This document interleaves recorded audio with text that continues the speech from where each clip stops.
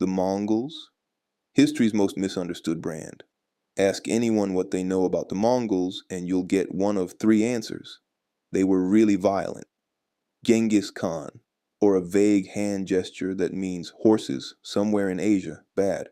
All technically correct. Also completely missing the point. Because the Mongols didn't just conquer the world, they built infrastructure.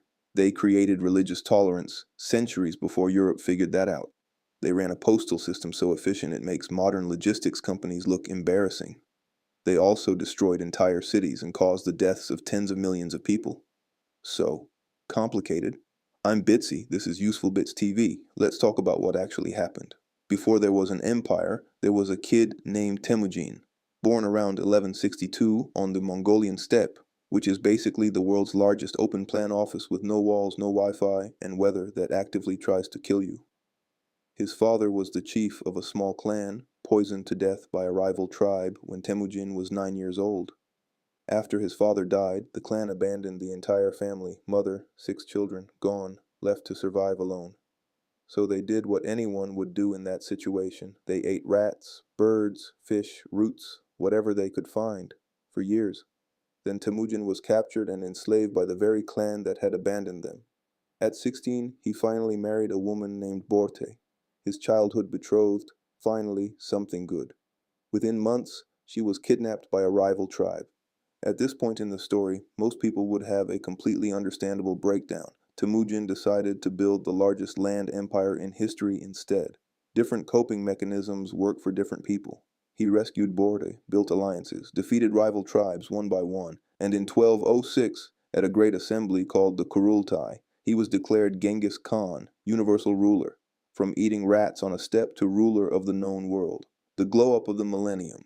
Now here's where it gets interesting, because Genghis Khan didn't build his empire the way most conquerors did. Medieval rulers operated like a nepotism factory. Your father was a general, you're a general. Doesn't matter if you've never won a fight. Here's your title. Don't embarrass us. Genghis Khan deleted that entire system. His army ran on pure meritocracy, completely. If you were competent, you got promoted. Full stop. Your tribe, your background, your bloodline, irrelevant.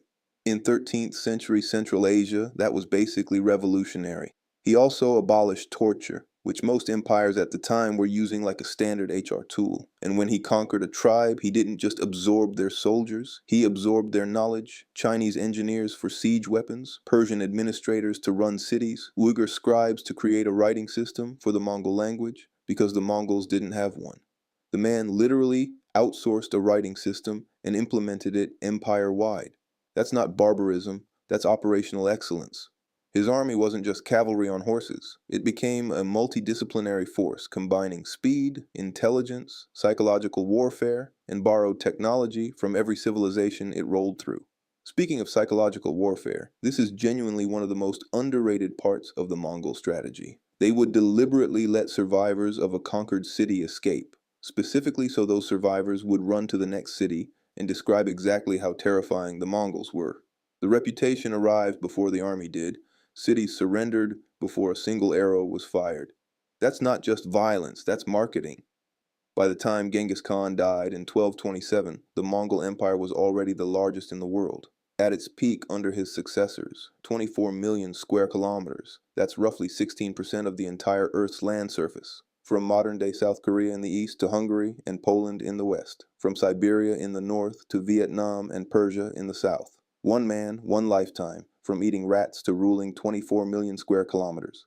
The British Empire was technically larger, but it was scattered across oceans. The Mongol Empire was one connected piece of land, uninterrupted, from the Pacific Ocean to Eastern Europe.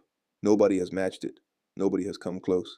In one of the most famous descriptions of the era, it was said that a maiden bearing a nugget of gold could wander safely throughout the realm, which is a 13th century way of saying the Mongol roads were safer than most places in the world. That sentence was written about people history mostly remembers for violence. Again, complicated. Here's the part that rewrites everything. Once the Mongols controlled the territory, historians called the period that followed the Pax Mongolica, Latin for Mongol peace.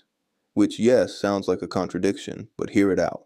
For the first time in history, the entire length of the ancient Silk Road, from China to Eastern Europe, fell under one ruler, one law, one tax system.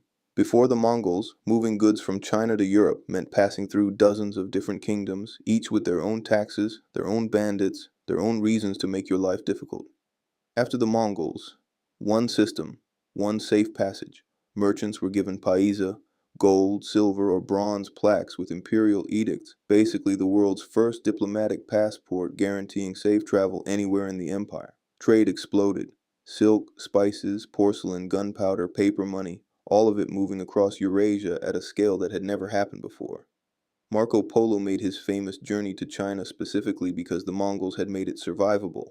Before the Pax Mongolica, that trip was basically a death sentence.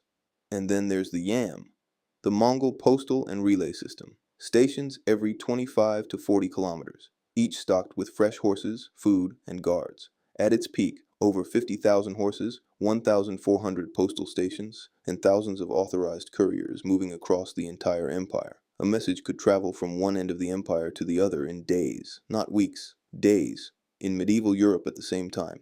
Sending a letter from Paris to Rome could take weeks. You had to hire your own messenger and hope nobody robbed him. The Mongols built a communication infrastructure that the rest of the world wouldn't replicate for centuries. They didn't invent the internet, but they basically invented the idea behind it. Here's the other thing nobody talks about. The Mongols were structurally, legally, by policy, religiously tolerant. In an era when most empires were imposing their religion on conquered peoples, sometimes at sword point, the Mongols took a completely different approach. Genghis Khan practiced traditional Mongolian shamanism, but under his legal code, the Yasa, freedom of religion, wasn't optional. It was law. Buddhist monks, Muslim clerics, Christian priests, Hindu scholars, all exempt from taxation, all free to practice, all protected. Across the Mongol Empire at its peak, Muslims and Christians and Buddhists and Hindus were all operating under the same legal framework. Medieval Europe wouldn't figure this out for another 4 centuries. 4. And here's the detail that almost nobody mentions. Genghis Khan, the man whose wife was kidnapped, outlawed the kidnapping of women across the entire empire. He also abolished inherited aristocratic titles, banned the enslavement of Mongols, and commissioned a writing system for the Mongol language. The man who was eating rats at age 9 gave his people literacy. Take a second with that. Now, because this channel doesn't do the thing where we only tell you the good parts, we need to talk about the destruction. The Mongols destroyed things significantly. The sack of Baghdad in 1258 by Hulagu Khan, Genghis Khan's grandson, ended the Abbasid Caliphate, one of the greatest centers of learning and culture in the medieval world, destroyed in days. The House of Wisdom, the greatest library and academic institution in the medieval Islamic world, gone. Historians still debate what was permanently lost. Death toll estimates across the Mongol conquests in the 13th century run into the tens of millions. Some historians estimate the total population loss may have reduced the global population by as much as 10%. That is not a footnote. And the Black Death, the plague that killed a third of Europe in the 1340s, spread along the Mongol trade routes. The very roads that enabled the greatest explosion of commerce in medieval history also enabled the fastest spread of disease the world had ever seen. The Mongols didn't cause the plague, but they built the highway it traveled on. History doesn't give you clean heroes, just complicated ones. So, what did the Mongols actually leave behind? The Silk Road under the Pax Mongolica contributed to the exchange of ideas that helped trigger the Renaissance in Europe. Gunpowder from China, paper money concepts, mathematical knowledge, medical knowledge, all moving along Mongol-secured routes. The administrative systems the Mongols built, standardized taxation, census-taking, postal infrastructure, were absorbed by successor states across Eurasia. Russia's entire political development in the 14th and 15th centuries was directly shaped by the period of Mongol rule. Historians still debate whether this was net positive or negative, but the influence is undeniable. Genghis Khan has approximately 16 million direct male line descendants alive today, making him statistically one of the most reproduced humans in history, which is a sentence that requires no further commentary. The empire fragmented, split into 4 khanates, gone by 1368. Same pattern, every time. No empire lasts forever, not even the one that covered 16% of the earth. The Mongols weren't just destroyers. They came from almost nothing, scattered tribes on a frozen steppe, and in under a century built the largest land empire in history, with a postal system, a legal code, religious freedom, and trade infrastructure that connected the entire known world. And then they collapsed, like every empire before them and after them. The lesson isn't be more like the Mongols. The lesson is that history is never the simple version you were told. The people history calls monsters built things. The people history calls great destroyed things. The truth is always somewhere in the complicated middle. Hit subscribe. New video every Thursday. I'm Bitsy.